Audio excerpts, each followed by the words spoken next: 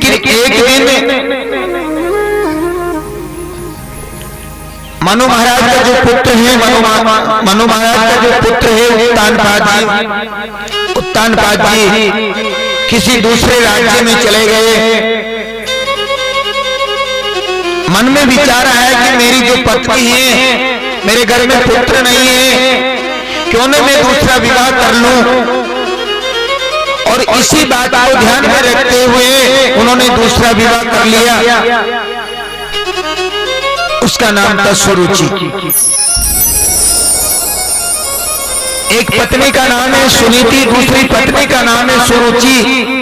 विवाह कर लिया और विवाह करके अपने वापस राज्य में आता है।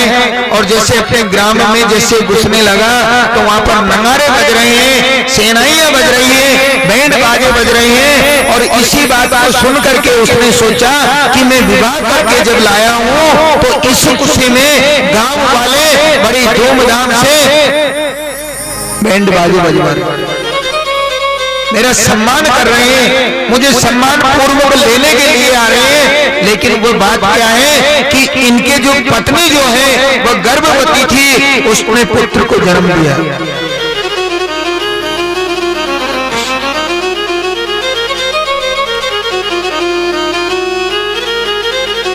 पुत्र ने जन्म दिया है। उस पुत्र जन्म की खुशी में वहां बड़ा आनंद मनाया जा रहा है, क्योंकि राजा है और राजा के राज्य में आप जानते हैं कि जो प्रजातंत्र है बिल्कुल स्वतंत्र होती है, क्योंकि राजा वहां का एक मालिक होता है। और कौन सा राजा कि अगर किसी के घर में अगर गेहूं नहीं है, आटा नहीं है, किसी के घर में अगर चूल्हा नहीं जलता है तो राजा का कोई अधिकार नहीं है कि वो उत्सव मनाए।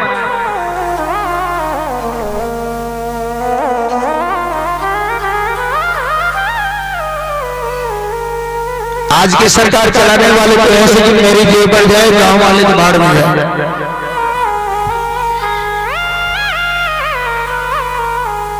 राजा वो होता है कि मेरी जो प्रजा है, राम राज्य की कथा आएगी, राम राज्य की कथा हम आपको सुनाएंगे। प्रजा स्वतंत्र है, किसी बात की कोई कमी नहीं है, बड़ी खुशी मनाई जा रही है। राजा उधर से आता है। राजा ने सोचा कि मेरी आने की खुशी में मैं विवाह करके आया हूं, इस खुशी में ये मेरे स्वागत के लिए, मुझे लेने के लिए सम्मान पूर्वक लेकर के जाएंगे। उस खुशी में ये बैंड बाजा, सेनाएं वगैरह, मृदंग वगैरह बज रही है।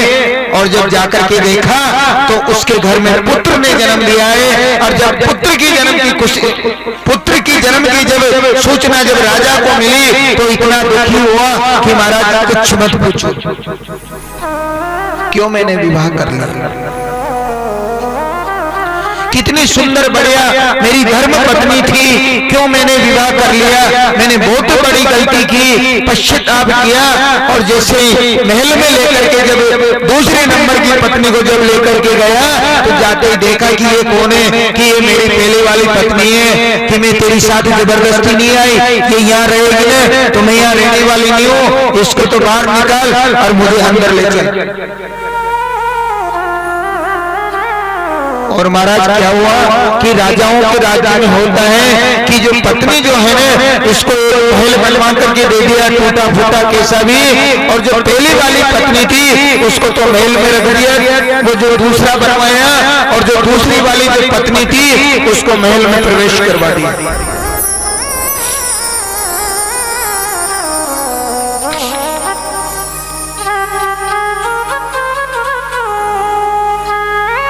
धीरे धीरे धीरे वो बालक थोड़ा बड़ा होता है। 1 महीने का हुआ, 2 महीने का हुआ, 3 महीने का हुआ। लेकिन माता की एक बहुत बड़ी मर्यादा ये थी कि श्रीमद् भागवत कथा, राम कथा कहीं भी अगर होती है तो अपने पुत्र को अपनी गोद में लेकर के वो श्रीमद् भागवत कथा या राम कथा सुनने निश्चित जाती है। पुत्र को साथ में लेकर के जाती है, कुछ उसके लिए दूध वगैरह जो भी उसको जो खिलाना पिलाना है वो साथ में लेकर के जाती है। और जाकर के आराम से एक साइड में बैठ जाती है।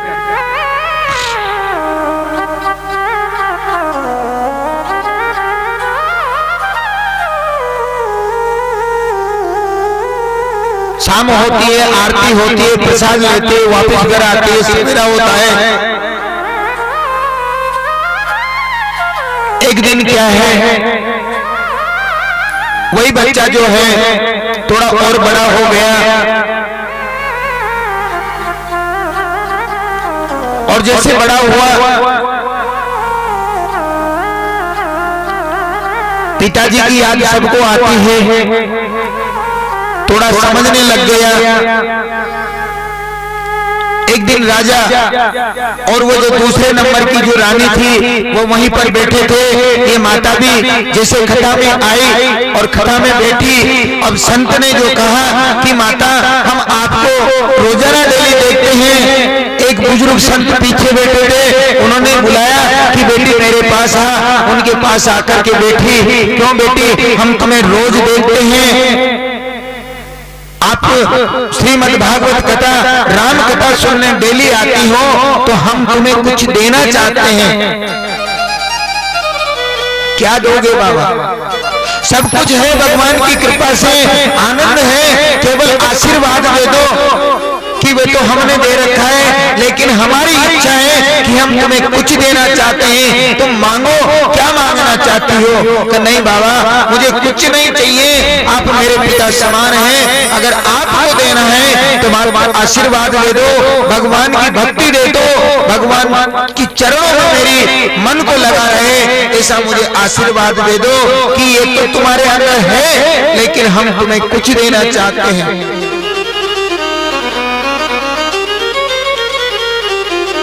तो वो माता, कौन सी माता? जिस माता को उस रानी ने बाहर निकाल दिया, एक टूटा फूटा महल बनवा कर जिसको दिया, आज वही माता सामने हाथ जोड़ करके खड़ी है। महात्मा जी कहते हैं संत कृपा बरसती होए, संत कृपा बहुत बड़ी ऊंची कृपा होती है महाराज। आज महाराज कह रहे हैं कि मांगो, क्या मांगना है? कि बाबा सब कुछ है, फिर भी नहीं माने तो फिर क्या कहते हैं कि बाबा अगर आपको देना है तो केवल मुझे एक वरदान दे दो। और वो वरदान क्या है? कि मेरी एक बहन है, मेरे पति की जो दूसरी पत्नी है उसके पुत्र नहीं है, उसके भी अगर घर में पुत्र हो जाए तो आपका आशीर्वाद सफल हो जाए। बेटी, जिसके कारण तुझे घर से बाहर निकाला, जिसने तुझे बाहर निकलवा दिया, तेरे पास राजा रहता नहीं है, तेरा पति जिसके पास रहता नहीं है, और आप उसके कल्याण की कामना करती हो, आप उसका मार्गदर्शन करने के लिए मेरे से वरदान मांग रहे हो। मैं ऐसा कदाचित नहीं दे सकता। कहीं नहीं महाराज, अगर आपको वरदान देना है तो मुझे केवल एक ही वरदान चाहिए। और उस माता ने वरदान लिया। ऐसी भावना मन में होना चाहिए, कभी किसी की निंदा नहीं करना चाहिए। अगर सामने वाला निंदा करता है तो उसका फल उसको निश्चित मिलेगा, क्योंकि कभी दूसरे की निंदा नहीं करना चाहिए। आज माता पिता बैठे हैं, राजेश्वर राजा बैठा है, लेकिन श्री सुखदेव भगवान कहते हैं कि राजेश्वर राजा परिषद, जब उद्दानपाद जी बेटे हैं, उनकी दूसरे नंबर की जो धर्म पत्नी है वो बेटी है, और जो इनकी प्रथम जो पत्नी है सुरुचि, उसका पुत्र इच्छा प्रकट करते हुए धीरे धीरे धीरे धीरे आगे की ओर बढ़ता है। और जैसे वो आगे और बढ़ता है तो वो बैठना चाहता है गोदी में, पिता की गोदी में। पिताजी सिंहासन पर बैठे हैं, तो जो दूसरे नंबर की माता है ना, उन्होंने टोक दिया कि तुझे अगर बैठना है पिता की गोद में, सिंहासन पे तुझे बैठना है तो एक बार जा भगवान से प्रार्थना करे, तपस्या करे, कुछ भी करे, मेरे गर्भ में आना पड़ेगा और आकर के जन्म लेना पड़ेगा, और जन्म लेने के बाद में फिर ये इच्छा प्रकट करना, इतने तो यहाँ से निकल जा।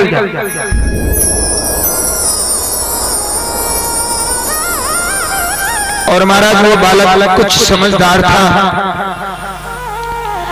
क्योंकि भगवान की शक्ति से, अगर परमात्मा की शक्ति से कोई अगर संतान प्रकट होता है तो उसके अंदर तो अपार शक्ति होती है। आज वो बालक रोता हुआ अपनी माता जी के पास आया, माता जी के सामने रोता है, माता जी से कहता है कि मैया, मेरी बड़ी मैया ने ऐसे मेरे से बोला है।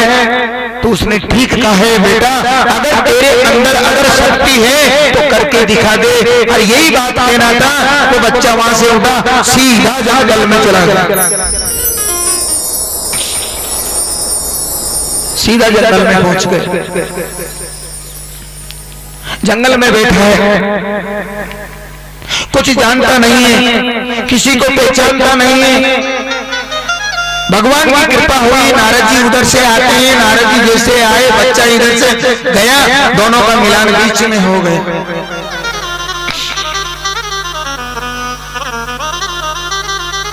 नारद जी ने कहा कि पुत्र, तुम बिल्कुल नन्हे से बालक हो, तुम किसके पुत्र हो, वहां से आ रहे हो, वहां पर तुम जा रहे हो? पुत्र ने कहा कि बाबा, मेरे पिताजी जो हैं राजराजेश्वर राजा उत्तानपाद महाराज हैं। मेरी जो माता जी है, एक सुनीति और दूसरी सुरुचि है। लेकिन मेरी इच्छा हुई कि मैं मेरे पिताजी की गोद में राज सिंहासन पर बैठूं। तो मेरी माता ने मेरे से केवल एक ही बात कही कि अगर तुझे बैठना है तो एक बार जाकर के भगवान से भजन कर और मेरे गर्भ में आ, और मेरे गर्भ में आने के बाद में जब तू जन्म लेगा तो उसके बाद में तुझे स्थान दिया जाएगा। इतने तो तू यहाँ से निकल।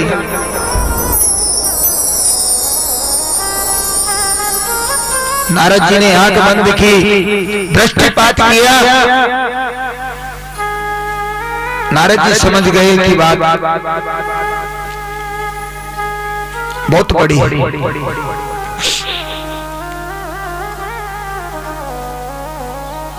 नारद जी ने कहा कि बेटा, वो बात ठीक है, तू अभी तो घर पर चला जा, कोई बात नहीं है, छोटी मोटी बात है, झगड़ा होता रहता है, तू कहाँ जाएगा? ये जंगल है, यहाँ पर कितने ही जंगली जानवर हैं, तुझे मार डालेंगे, तुझे खा जाएंगे। नहीं बाबा, मैंने तो बोल दिया, मेरा दृढ़ संकल्प है कि मेरे को तो भगवान का भजन करना है। तो नारद जी ने कहा कि ठीक है बेटा, अगर तुझे भगवान के भजन करने हैं ना तो ठीक है, गोविंद की कृपा बरसेगी। उसको बिठाया, उसके सर पर हाथ रखा, कान में गुरु मंत्र दे दिया। देखो, गुरु मंत्र जो होता है ना, ये बहुत बड़ा मंत्र होता है, कोई छोटा मोटा मंत्र नहीं होता है। इसको करके देखो, जिन जिन लोगों के पास गुरु मंत्र है उसकी शक्ति को देखो, उसको जाप करके देखो, कितनी बड़ी तुम्हें सफलता मिलती है।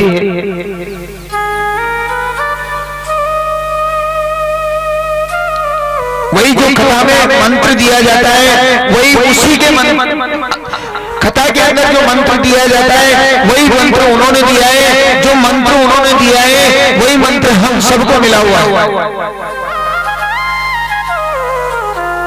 मंत्र दे दिया और बोल दिया कि बेटा तुम एक काम कीजिए, सीधे जाओ, यमुना जी का किनारा है और भगवान का वास वहां पर होता है, ये भगवान की क्रीड़ा स्थली है, तुम जाकर के भगवान के भजन करो। और वह नन्हा सा बच्चा जाता है, सीधा चला गया, यमुना जी के किनारे बैठ करके भगवान श्री नारायण के भजन करता है।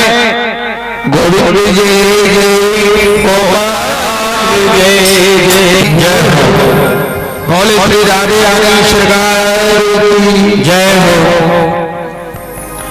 कुछ बात तो समझ में आ रही है ना आप लोगों को? आ रही है? हाँ, किन किन लोगों को समझ में आ रही है? जरा उच्चार कीजिए, देखें। हाँ, सबके समझ में आ रही है। चलो ठीक है, फिर तो कोई बात नहीं। आज वो जो बच्चा है यमुना जी के किनारे जाकर के भगवान श्री हरि के चरणों में ध्यान को लगाते हुए भगवान के भजन में बिल्कुल लीन है। भगवान नारायण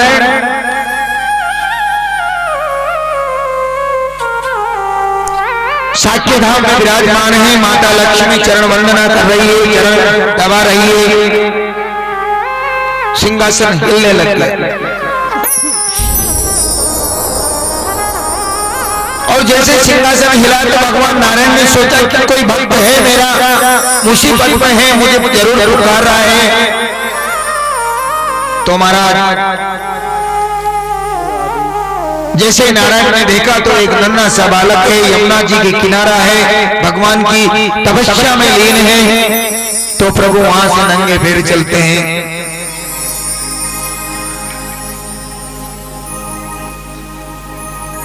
बहुत सारी कथाएं ऐसी होती है, देखो कि भगवान के भजन में अगर गहराई में चले जाए, अगर भगवान को हम गहराई से अगर समझें। आज एक बात और आपको बताना चाहता हूं कि भगवान से हम मन नहीं लगाते हैं। भगवान को केवल हम एक पीतल की मूर्ति, अष्टधातु की मूर्ति या पत्थर की मूर्ति समझते हैं। अक्सर यही होता है। लेकिन मैं आपको एक बात बता रहा हूं कि आज आपके घर में आपने किसी पुत्र को जन्म लिया है, तो उस पुत्र का लालन पालन जैसे तुम करते हो, उसी प्रकार से अगर भगवान का भी ध्यान रखा जाए, उनका लालन पालन किया जाए, तो अपने आप भगवान में शक्ति आ जाती है।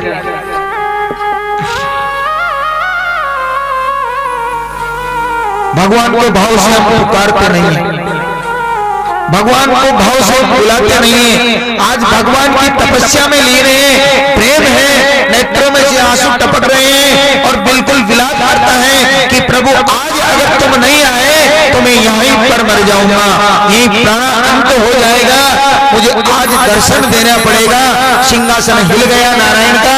नारायण स्वयं नंगे पैर चल करके आते हैं और जैसे आए महाराज दर्शन दे दिए। और जो अपने पास जो संत था ना, कौन सा संत था भगवान के पास? अच्छा बताओ कौन सा संत था भगवान के पास? किसी भी को भी पता नहीं है। श्री कृष्ण भगवान के पास में जो संत था उसका क्या नाम है?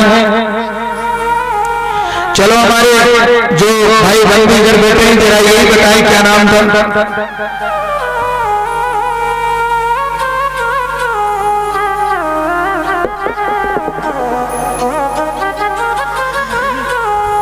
भगवान के पास जो संत था महाराज,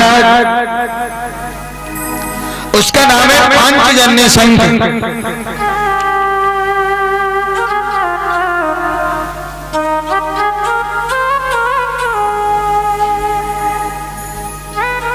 क्योंकि श्लोक कहता है ऋषिकेशो पांचजन्य देवदत्त धनंजय।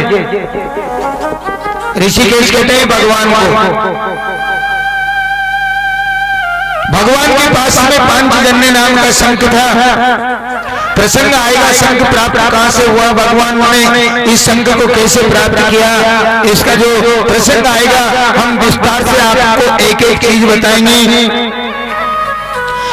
शंख लिया और जैसे वो शंख जो था उस नन्हे से बालक के गाल के स्पर्श करवाया, तो समस्त ब्रह्मांड का जितना भी वेद वेदांत का जो ज्ञान था, वो समस्त ब्रह्मांड का जो ज्ञान था, वो समस्त ज्ञान उस बच्चे के हृदय में विराजमान हो गया।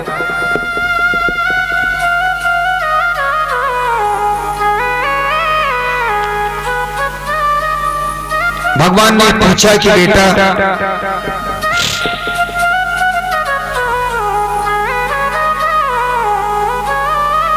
तेरी इच्छा जो है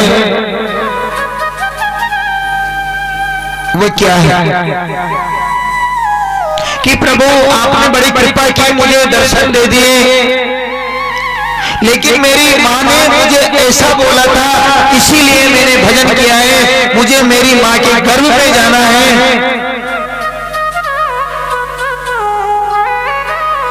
भगवान ने समझाया, भगवान ने उनको आशीर्वाद दिया। भगवान ने कहा कि बेटा वो सब ठीक है, लेकिन तुम्हारे मन में राज सिंहासन पर विराजमान होने का जो अंकुर आया था वो बिल्कुल सफल होगा, ये हमारा आशीर्वाद है। तुम जाओ, जाकर के अपनी माता जी के पास रहो, उनकी सेवा करो। और वो पुत्र आज वहां से चल करके वापस अपनी माता जी के पास में आता है। भगवान की ऐसी कृपा हुई कि राजा उत्तानपाद ने उसे अपने पुत्र को राजा बना दिया और सीधे जंगल में चले गए भगवान की भजन करने।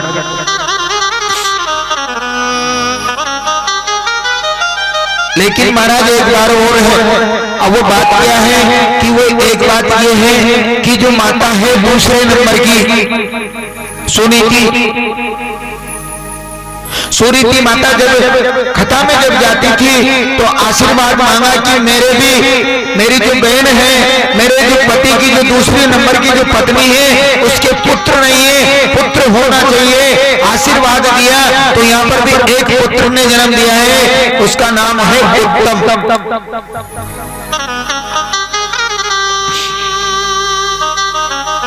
पिताजी जंगल में चले जाते हैं, भजन करते हैं। लेकिन क्या है कि जो उत्तम नाम का जो पुत्र है वो थोड़ा चंचल था, क्रोध अधिक आता था। कहीं एक गांव में गया, किसी से झगड़ा कर लिया, दूसरे गांव में गया, उससे झगड़ा कर लिया,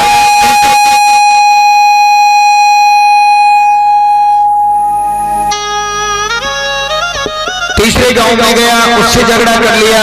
और एक झगड़े में हमारा बहुत बड़ा झगड़ा हो गया। और इतना बड़ा झगड़ा हो गया कि उस बच्चे का जो भाई है उत्तम नाम का, उसको मारने के लिए वहां से कुछ लोग आ गए।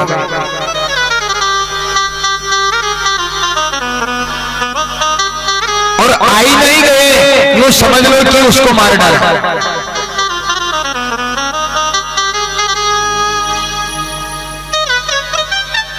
और मारने के बाद में क्या हुआ कि ये जो बड़ा भाई है, आज इस बड़े भाई को मालूम हुआ कि मेरा छोटा भाई है, मेरे छोटे भाई को मार डाला, तो क्यों ना मैं तो राजा हूँ, सेना लेकर के सीधे जाते हैं उसको मारने के लिए। वहीं पर इनके जो बाबा हैं मनु महाराज, जो इनके दादाजी हैं, परदादाजी जो हैं, इनके वो बाबा जो हैं वो आ गए, आकाश मार्ग से उड़ते उड़ते आए, सीधे नीचे उतरे। अब वो इनको समझा रहे हैं। देखो एक बात यहाँ पर ये भी है कि बच्चे को भगवान को मिल गए, बच्चे को भगवान को मिल गए, लेकिन उनको संस्कार और सत्संग नहीं मिला। और जब तक सत्संग नहीं मिलता है तो आदमी का कभी भाग्य उदय नहीं होता है। सत्संग नहीं मिला। इनके जो बाबा थे मनु महाराज, वो द्वादश भागवत की ज्ञाता थे। वेद वेदांत की भूत भविष्य वर्तमान समस्त प्रकार का ज्ञान उनके पास था।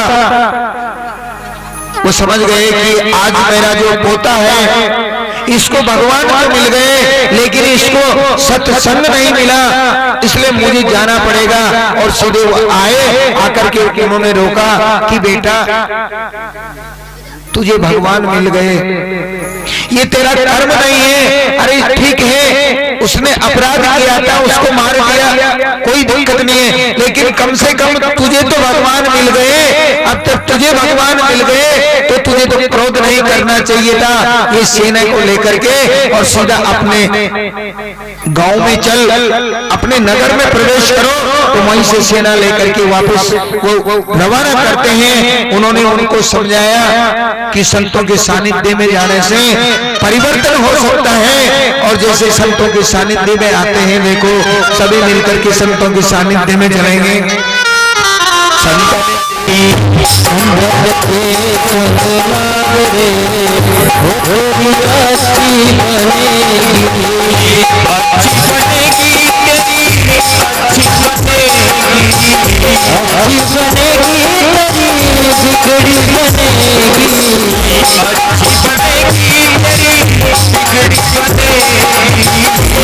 अच्छी बनेगी बिगड़ी बनेगी। सपन के ससुराल रे तेरी अच्छी बनेगी। बन के ससुराल रे तेरी अच्छी बनेगी।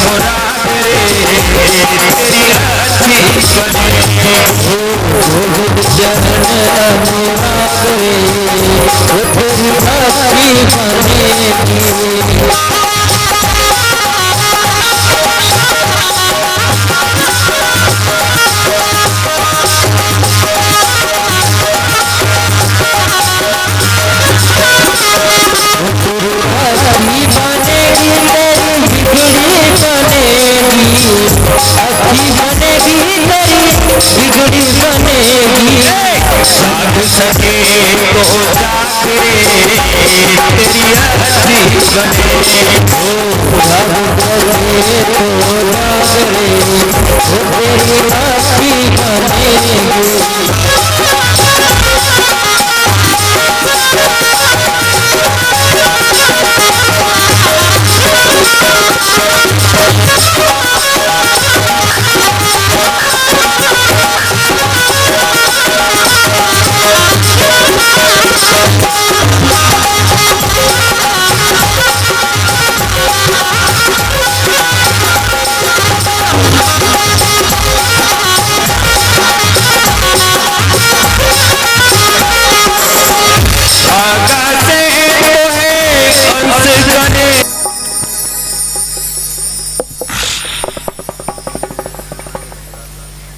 मानो महाराज कहते हैं कि पुत्र तुझे क्रोध नहीं करना चाहिए।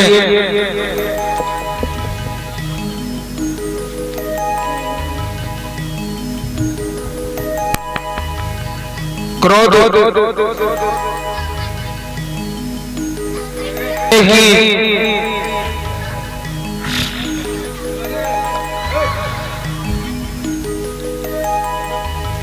सारे शरीर को नष्ट कर सकता है।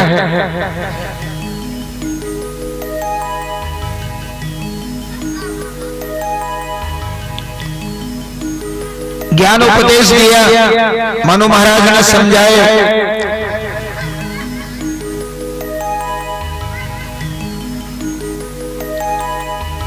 मनु महाराज वापस अपने श्री धाम चले गए।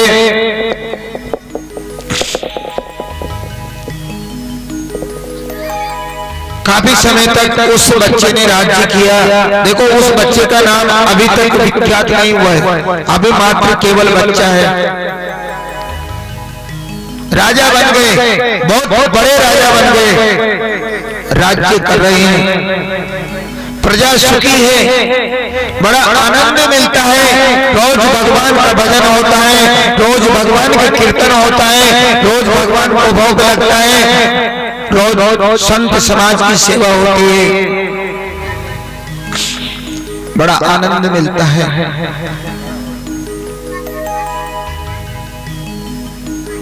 लेकिन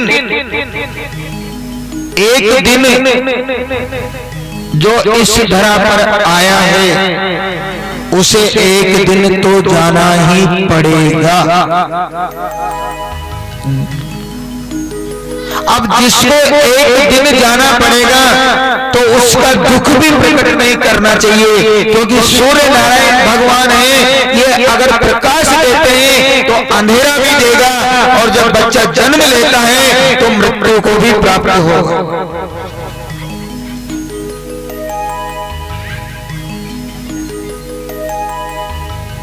धीरे धीरे समय बीतता है, मृत्यु का समय आ गया।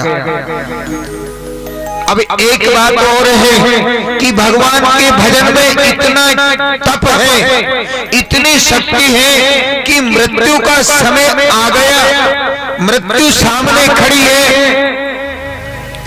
लेकिन मृत्यु ये कह नहीं पा रही कि मैं मृत्यु हूं, मैं तुम्हारे अंदर प्रवेश करना चाहती हूं या आप मेरे अंदर प्रवेश करो। मृत्यु देवी सामने खड़ी है और वो बच्चा सामने खड़ा है, लेकिन मृत्यु देवी की ये हिम्मत नहीं कि मैं तुम्हें लेने के लिए आई हूं। अभी एक बात और है, वैकुंठ से विमान भी आ गया। भगवान श्री नारायण ने अपने पार्षदों को भेज दिया कि तुम जाओ, जाकर के उनको लेकर के आओ। विमान सामने खड़ा है। अब एक बात यह है कि विमान में तो तब जाकर बैठे जब मृत्यु आ जाए, और जब तक मृत्यु नहीं आए तब तक विमान में बैठ नहीं सकते, और विमान में तब बैठे जब मृत्यु आए। अब मृत्यु देवी सामने खड़ी है, वो आती नहीं है, क्योंकि जो भगवान का जो भजन है इसका इतना बड़ा प्रभाव है कि मृत्यु देवी सामने तो खड़ी है लेकिन बोल नहीं पाती। और वो बच्चा जो है ना, उस बच्चे ने क्या कहा कि देखो देवी, जब तक तुम मुझे आज्ञा नहीं दोगी तब तक मैं विमान में जाकर के नहीं बैठूंगा। तो मृत्यु देवी सामने खड़ी है, बोलती नहीं है। अब इसका रास्ता क्या निकले कि देवी कोई बात नहीं है, अगर तुम बोलना भी नहीं चाहती, कुछ मुझसे कहना भी नहीं चाहती, तो तुम एक काम करो कि तुम सिद्धि बन जाओ, और जब तुम सिद्धि बन जाओगी तो तुम्हारे ऊपर पैर रख करके मैं सीधा विमान में बैठ जाऊंगा। और महाराज यही काम हुआ कि मृत्यु देवी सामने सीढ़ी बनी है आज, और वो बच्चा उनके ऊपर पैर रखता है और सीधा जाकर के विमान में बैठता है। और जो विमान में जाकर के बैठा है आज उसी का नाम ध्रुव पड़ा है, जो आज ध्रुव तारे के नाम से विख्यात है। उस बच्चे का नाम क्या है? ध्रुव जी महाराज। और जैसे विमान में जाकर के बैठे, पार्षद विमान को लेकर के आगे चलने लगे तो रोक दिया कि महाराज जरा रुकिए। क्यों? कारण क्या है कि मेरी जो माता जी है वो मेरी माता जी इस धरा पर रहेगी, तो मैं वैकुंठ में नहीं जाना चाहता। तो भगवान के पार्षद कहते हैं कि प्रभु, हम तो आपके स्वामी, हम तो आपके सेवक हैं, आप तो हमारे स्वामी हैं।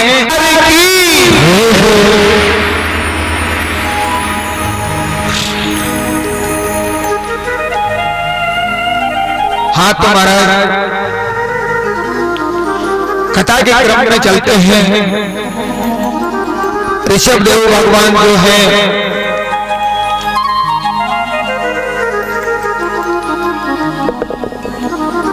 उनके 100 पुत्र हुए। ज्येष्ठ पुत्र जो है वो भरत जी महाराज हैं। राजगद्दी पर बिठाया ऋषभ देव जी महाराज जंगल की ओर प्रस्थान करते हैं। कुछ दिन उन्होंने वहां पर बैठ करके भगवान का भजन किया और अपनी आध्यात्मिक शक्ति से वो सीधे वैकुंठ धाम को चले गए।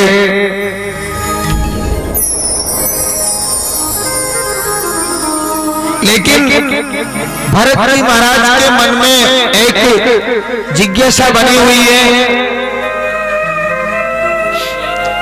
कि देखो मेरे पिताजी जो थे सभी शांत बैठ गए भैया। हाँ बिल्कुल, इसे गति होती है, दुर्गति नहीं होती है। लेकिन मैंने कुछ नहीं किया। मैं राज सिंहासन पर बैठा हूँ, मैंने कुछ नहीं किया। और इसी बात को ध्यान में रखते हुए उन्होंने राज सिंहासन को छोड़ दिया, अपने पुत्र को बुलाया, राज्य दिया, सीधे चले गए नदी के किनारे। अब नदी के किनारे जाकर के प्रण कुटी बनाई। अब देखो प्रण कुटी बना ली, अब भगवान के भजन कर रहे हैं, बड़ा आनंद मिल रहा है।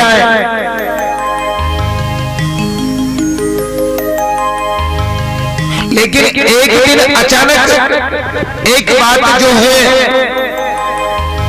ऐसा दृश्य देखने को मिला महाराज कि वो जो नदी है, बरसात का मौसम है, बारिश अधिक हो रही है, नदी में गहरा पानी आ गया। सामने एक हिरणी जो है वो गर्भवती है, वो हिरणी उधर से आ रही है, उसके पीछे पीछे एक शेर चला हुआ आ रहा है। इधर नदी का डर है, उधर शेर का डर है, हिरणी बीच में है, गर्भवती है। जैसे शेर ने धार लगाई, हिरणी ने छलांग मारी, वो सीधी नदी में कूदी, और महाराज नदी में जैसे कूदी तो बच्चे को जन्म दे दिया, और वह हिरणी वहीं पर मर गई।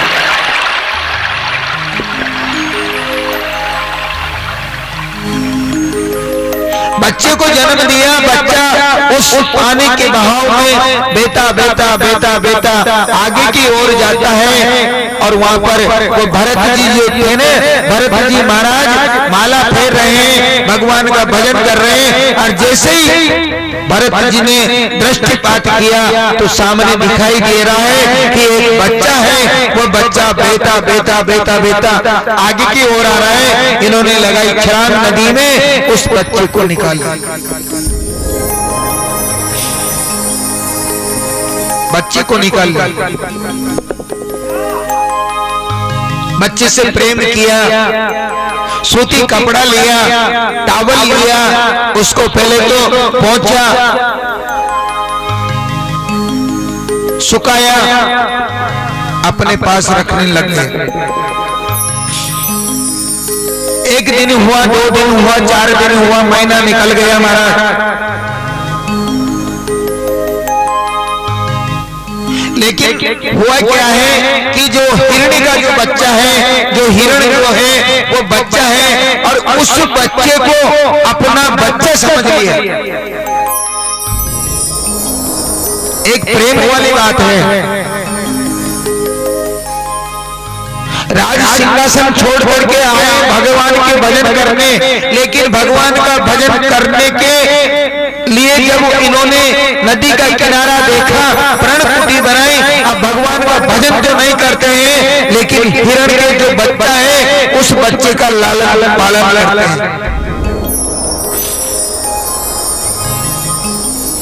बच्चे का लालन पालन कर रहे हैं। और कौन सा लालन पालन, रोज डेली उसको सुलाते हैं, सवेरा होते हैं, स्नान कराते हैं, फिर स्नान कराने के बाद में उसको सजाते हैं। रात्रि जब होती है ना तो एक बात कहते हैं, अब इसका कौन है बेचारे का, इसके माँ बाप तो केवल मैं हूँ, सब कुछ मैं हूँ। ये बड़ी अच्छी बात है कि बच्चे को मरते हुए बचाया, लेकिन ये अच्छी बात नहीं है कि मन से उससे प्रेम कर लिया। इतना मन भी नहीं लगाना चाहिए था। धर्म ये कहता है कि प्राण रक्षा की, धर्म ये कहता है कि जब बच्चा बड़ा हो गया तो फिर उसको ले जा करके किसी हिरण के झुंड में छोड़ देते, तो ये सबसे बड़ा धर्म था। लेकिन उससे अधिक प्रेम होना ये कोई धर्म नहीं।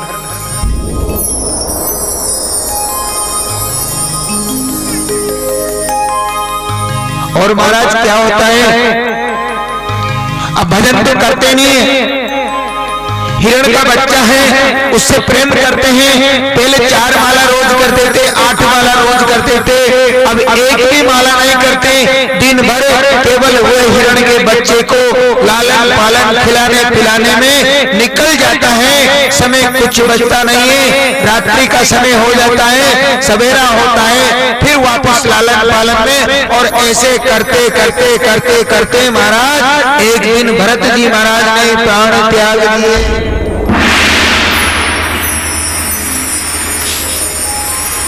और प्राण त्यागने के बाद में हिरण बन करके वापस आ गए, क्योंकि जो अंत समय जो था वह हिरण के प्रति था। मरने का जब समय आया तो मन कहता है कि हिरण की देखभाल कौन करेगा, ये कैसे रहेगा, ये क्या करेगा। तो भगवान की कृपा ऐसी हुई कि उसी को हिरण बना दिया।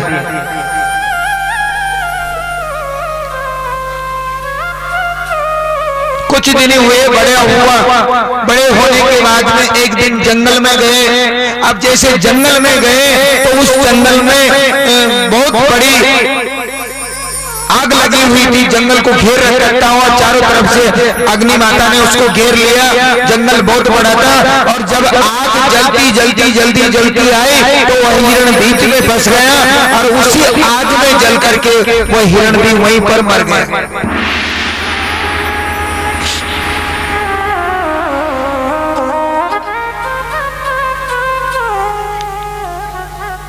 और ये जो हिरण था ना,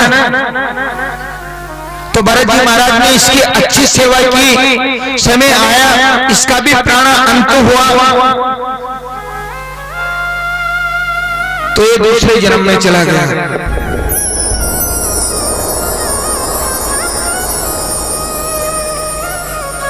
आज कांजी गोत्र में कांजी पुत्र गोट आता है, ये ब्राह्मण में गोट होता है। ये अपने क्या नाम है जो इधर कासगंज साइड में होता है, ये आगरा से आगे पड़ता है।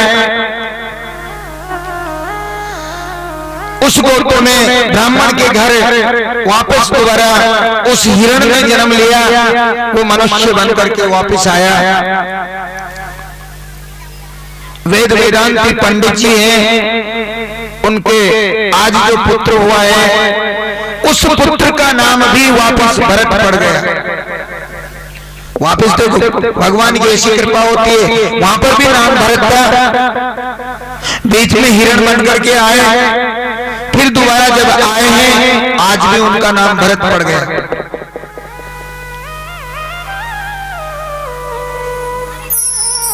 अब भगवान की एक ऐसी कृपा है कि याद जो है, याददाश्त अगले जन्म की, पूर्व जन्म की और इस जन्म की, तीनों जन्म की याददाश्त उनके दिमाग में घूम रही है। मैं अगले जन्म में भरत के नाम से विख्यात हुआ, मैंने मन लगाया हिरण से, मैं हिरण बन गया, और हिरण बनने के बाद में जब मर करके वापस पुनः जन्म मेरा हुआ है तो मुझे कुछ करके दिखाना है, कुछ ऐसा काम करना है, मुझे संसार के चक्कर में नहीं पड़ना। अब पिताजी बैठे हैं, पिताजी ने बोला कि बेटा इधर आओ जरा बैठो, मेरे पास कुछ ज्ञान ले लो। पिताजी ने बोला कि चलो तुम्हें गुरु मंत्र दे देता हूँ, तो गुरु मंत्र दे दिया कान में। फिर बोला कि बेटा एक काम करो, ये आज मैं तुम्हें गायत्री मंत्र देता हूँ, कल इसको याद करके लाना। और बेटे ने क्या सोचा, आज पिताजी ने गुरु मंत्र दे दिया, उसको याद करने की कहेंगे, गायत्री मंत्र दे दिया, फिर उसको याद करने की कहेंगे। फिर इन्होंने बोल दिया कि आज ये मंत्र याद करके लाओ, कल वो मंत्र याद करके लाओ। और फिर पिताजी कहेंगे कि बेटा हम ब्राह्मण के पुत्र हैं, किसी जजमान के यहाँ जाओ, उसकी कन्या का विवाह है, उसके बच्चे का विवाह है, वहाँ फेरे जाकर के पाड़ो, कोई अनुष्ठान करवाओ, कोई वेद वेदांत पंडित बनो। और ये काम मुझे नहीं करना, ये काम मुझे बिल्कुल भी नहीं करना, क्योंकि मैं अगले जन्म की याद है मुझे, क्योंकि मैं अगले जन्म में जब कुछ नहीं कर पाया, दोबारा जन्म लेकर के जब मैं आया तो मैं हिरण बन करके आया। और जब भगवान की कृपा मेरे ऊपर बरसी और जब मैं पुनः वापस आया हूँ इंसान के रूप में, तो मुझे कुछ करना है। और महाराज उन्होंने क्या किया, कि बस सब काम बंद कर दिया। पिताजी ने सवेरे बुलाया, क्यों बेटा, मैंने तेरे से बोला था गायत्री मंत्र याद करना, तेने गायत्री मंत्र याद किया? बेटा कुछ बोलता नहीं है। और एक दिन पिताजी ने प्राणांत हो गया, पिताजी ने अपने प्राण त्याग दिए। 4 भाई हैं छोटे, बड़े भाई जो हैं ये भरत जी महाराज हैं। कुल 5 भाई हैं, लेकिन ज्येष्ठ पुत्र हैं 4 भाई। ने कहा कि पिताजी का प्राणांत हो गया, आप गद्दी पर बैठो, मुझे कुछ नहीं चाहिए, केवल माला हाथ में है, भगवान का भजन करते हैं, काम कुछ करते नहीं, बिल्कुल रात दिन पागल जैसा व्यवहार है, पागल हो रहे हैं बिल्कुल, कुछ काम नहीं, कुछ धंधा नहीं, कुछ भी नहीं, जैसा मिल जाए जितना खा ले, लेकिन भगवान का भजन तो करना ही है, तो करना ही है। गोविंद में हो बोले व्यासी महाराज की।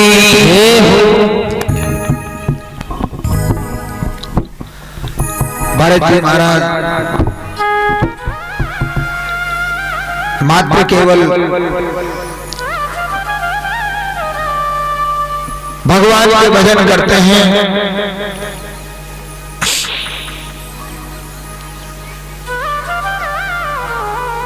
चार भाई हैं, 4 भाइयों ने कहा कि ये बड़ा भाई है, कुछ काम तो करता नहीं है, रात दिन भगवान के भजन करता है, ना खेती बाड़ी को संभालता है, तो क्यों न इसको खेत पर रखवाली रख दे।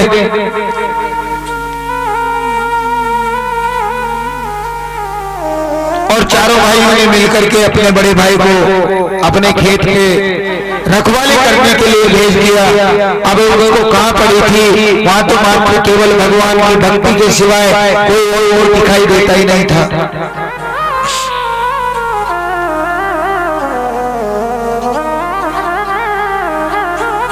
खेत पे विराजमान है, कुशा का आसन है, हाथ में माला है,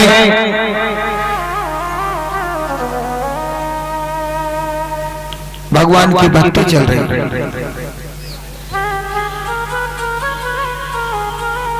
छूट जाए न माला हरि नाम की, वरना अनमोल मोती बिखर जाएंगे।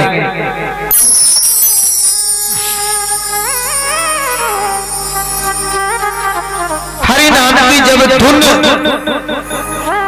अगर हृदय में जब प्रवेश करती है तो एक बड़ा आनंद मिलता है।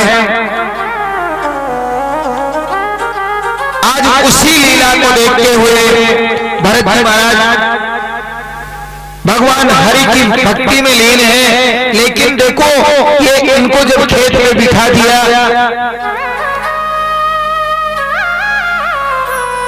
लेकिन खेत की रखवाली नहीं की, चिड़िया आई और समस्त प्रकार के जितने भी अनाज थे सबको चुग गई।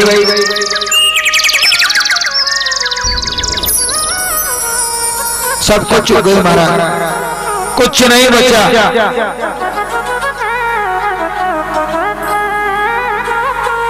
लेकिन छूट जाए न माला हरि नाम की, वरना अनमोल मोती बिखर जाएंगे। हरि नाम की माला नहीं छोड़ी।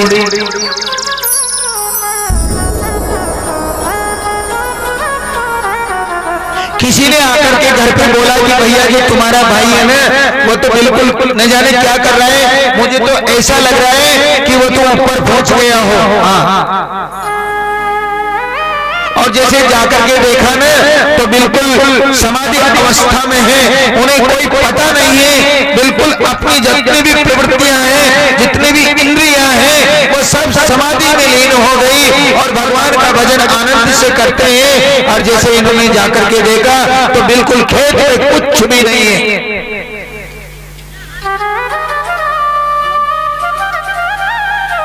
समाधि टूटी, खड़े हुए धक्के दे करके निकाल दिया कि जाओ, आज के बाद लौट करके कभी इस गांव में मत आना, हमारे घर में मत आना, तुम किसी भी काम के नहीं हो, खाते अधिक हो लेकिन कुछ काम करते नहीं हो। भगा दिया।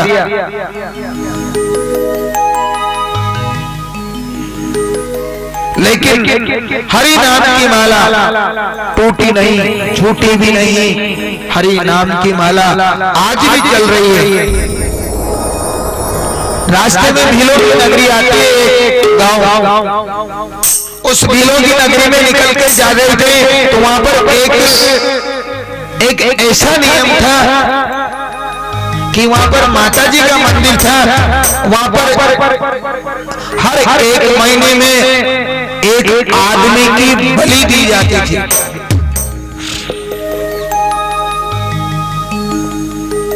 एक बड़ा आदमी था, गांव का मुखिया था, गांव वाले उसकी बात मानते थे। उस मुखिया ने सोचा कि आज मेरा नंबर है, मेरे पुत्र की बलि देनी पड़ेगी, तो क्यों ना ये बूढ़ा बाबा जी जो है ये चल करके निकल करके जा रहा है, तो उसी को पकड़ लो और उसी की आज बलि दे दो। और उसी को पकड़ लिया महाराज और पकड़ करके उसको लेकर के गए सीधे माता जी के मंदिर पर।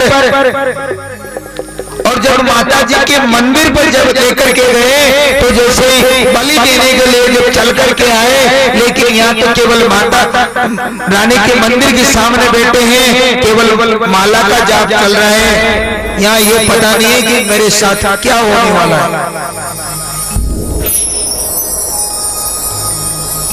गांव वाले आए, इकट्ठे हो गए, तलवार वाली।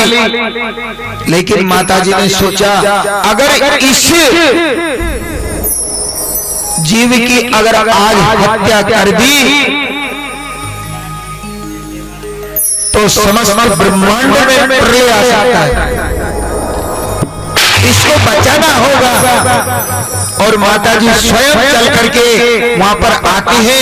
माताजी ने दर्शन दिए, गांव वालों से कहा कि किसने तुम्हें बोला था कि तुम बलि दो, क्योंकि जीव हत्या करने से तुम्हें जीव की प्राप्ति नहीं हो सकती। किसने बोल दिया?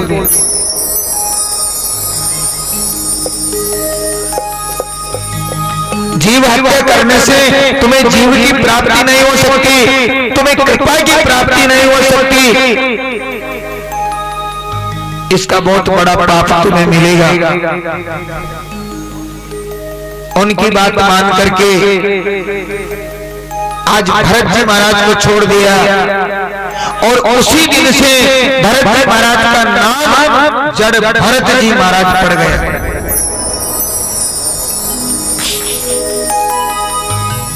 अपने भारतवर्ष का नाम जो पढ़ाए हैं ये बहुत बड़े भरत हुए हैं, मात्र 3 भरत हुए हैं।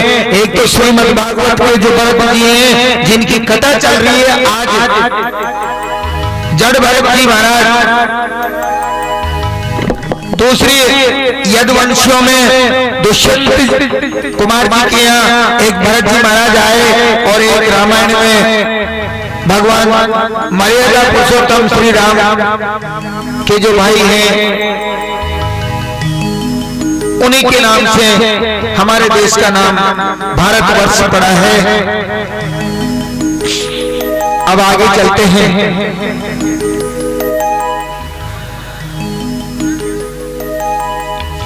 माला का जाप करते हुए, लेकिन जब आगे चल करके जा रहे हैं महाराज तो देखो यहाँ एक ऐसा दृश्य है कि जो हिरण था, जब ये भरत नाम से विख्यात हुए, जब इन्होंने उस हिरण की सेवा की, वो हिरण मर करके आज राजा बन करके आया है और आज सिंधु सोवर देश का राजा रावगण के नाम से विख्यात हुआ है। और आज वही राजा रावगण पालकी में बैठ करके उसको गांव में घुमाया जा रहा है।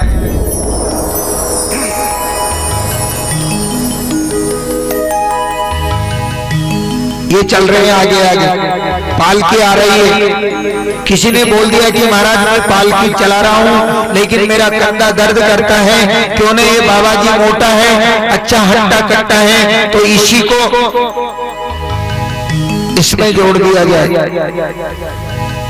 और उसी में उसको जोड़ दिया महाराज।